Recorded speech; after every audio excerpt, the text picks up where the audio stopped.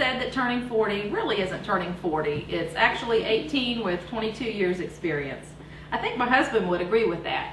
Today is his 40th birthday, and I'd like to take a few minutes to share with you some of the reasons I feel like my husband and best friend is the most incredible 40-year-old man that I know. Many of you know that he is a senior special agent. On a day-to-day basis, he handles federal cases that sometimes take years to crack.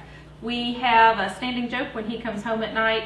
I ask him how his day was, and he always tells me that he can't tell me or he'd have to kill me. It's all top secret.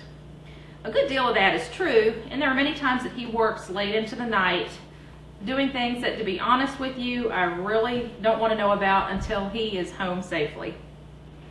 Life-threatening situations are not new to him, but he handles them all with stride and has actually received several awards for his accomplishments with the agency. Rob is an extremely dedicated worker, and he is also equally as dedicated to play. If you are around Rob at all when he is off, you know that he likes to hunt a lot. He's been hunting since he was 14 years old, and it is his passion. If he is not in the woods, you probably will find him parked in front of the TV watching a hunting show on the Outdoor Channel, or you might find him at our local Gander Mountain or Bass Pro Shops. Rob is a true conservationist, which means he doesn't shoot everything that moves, and he enjoys talking to people and teaching people about wildlife conservation and management, which basically means that you're ensuring that the deer and turkey population are controlled and therefore ensuring that these species will flourish in the future. An interesting little side note that many of you might not know, he also dabbles in hunting video production.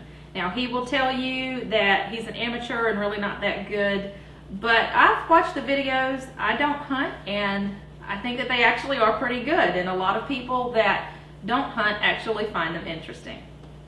He works hard, he plays hard, but Rob is just as dedicated to his family.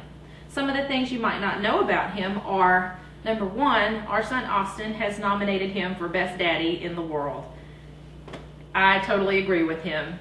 Daddy's bedtime stories come complete with sound effects that Mommy cannot compete with at all.